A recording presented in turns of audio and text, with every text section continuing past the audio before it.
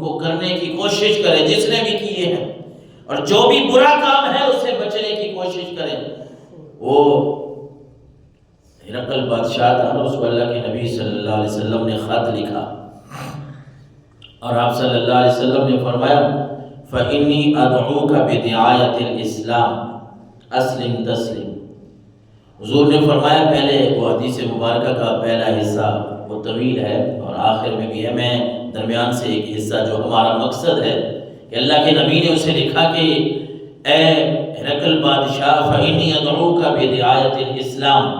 میں تجھے اسلام کی دعوت دیتا ہوں، تو اسلام کو قبول کر لے۔ اسلم تسلم، اگر تو اسلام لائے گا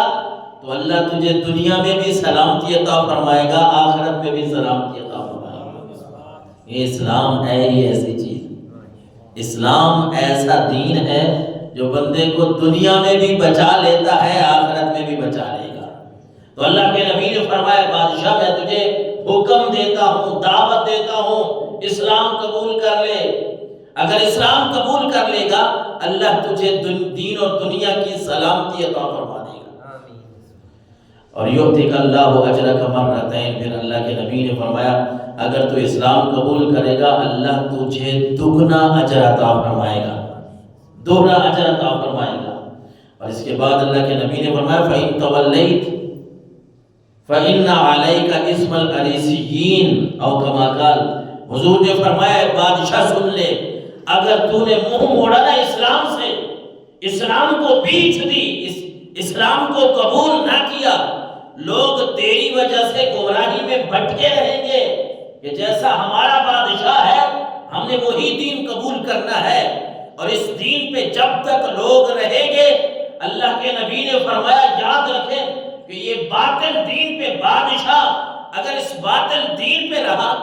اور اس کی رعایا بھی اسی باطل دین پہ رہی تو اللہ کے نبی نے فرمایا بادشاہ تجھے صرف رب عذاب اپنا نہیں دے گا اپنے گناہوں کا، بلکہ اس باطل دین پہ جو رعایا عمل کر رہی ہے اس کا گناہ بھی رب تیرے سر پہ ڈال دے گا، کیونکہ تو بادشاہ ہے، بڑا ہے۔ ظاہر ہے جو لوگ ہیں نا وہ کسی بھی بڑے کو فالو کرتے ہیں، ہمارا بادشاہ ایسا کر رہا ہے تو ہم کریں،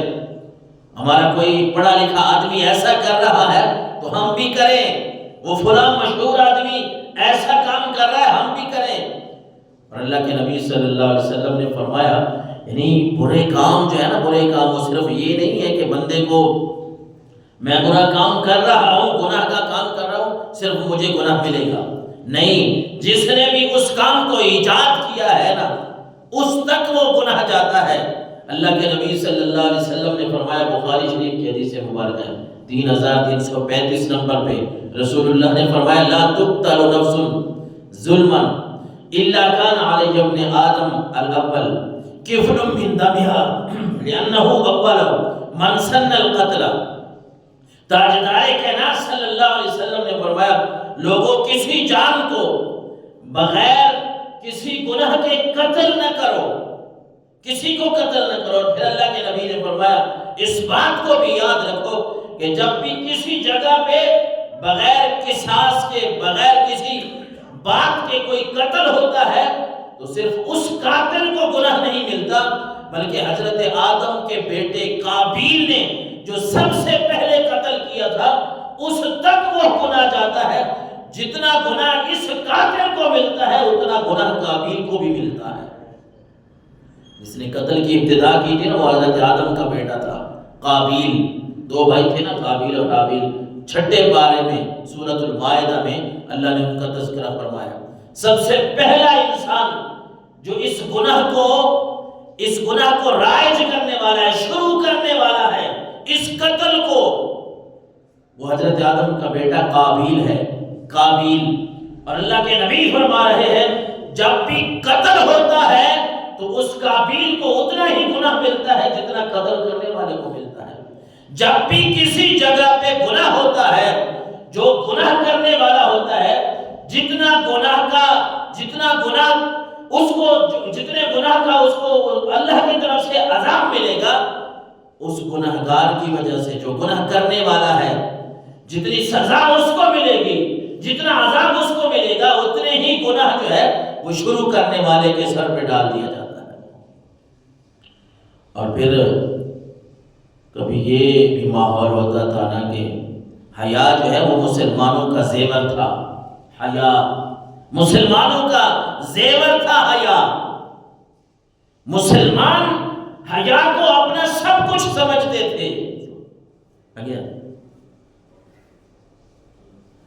مسلمان حیا کو سب کچھ سمجھتے تھے، بلکہ اللہ کے نبی صلی اللہ علیہ وسلم نے فرمایا، بخاری اور مسلم شریف کی حدیث مبارکہ ہے،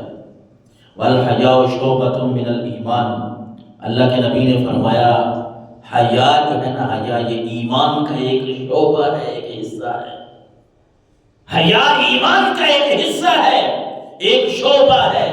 اور اللہ کے نبی نے یہ بھی فرمایا، الْحَيَاءُ لَا يَأْتِي إِلَّا بِخَيْرٍ وَإِنَّهُ خَيْرٌ كُلُّهُ، کہ حیا جس کے پاس حیا ہے اللہ نے اس کو سب کچھ عطا فرما دیا ہے، اور جس کے پاس حیا نہیں ہے رب کے نبی نے فرمایا یوں سمجھ لیں کہ اس کے پاس کچھ بھی نہیں ہے، کچھ بھی نہیں ہے اس کے پاس، جس کے پاس حیا نہیں ہے۔ اور یہ بھی کلام النبوت اذا لم تستحی فاصنع ما شئت یا فعل ما شئت کے الفاظ ہیں کہ اللہ کے نبی نے فرمایا جب انسان سے حیا چلی جاتی ہے، حیا جب رخصت ہو جاتی ہے، تو پھر اس بات کو یاد رکھیں کہ اللہ کے نبی نے فرمایا جب بندے سے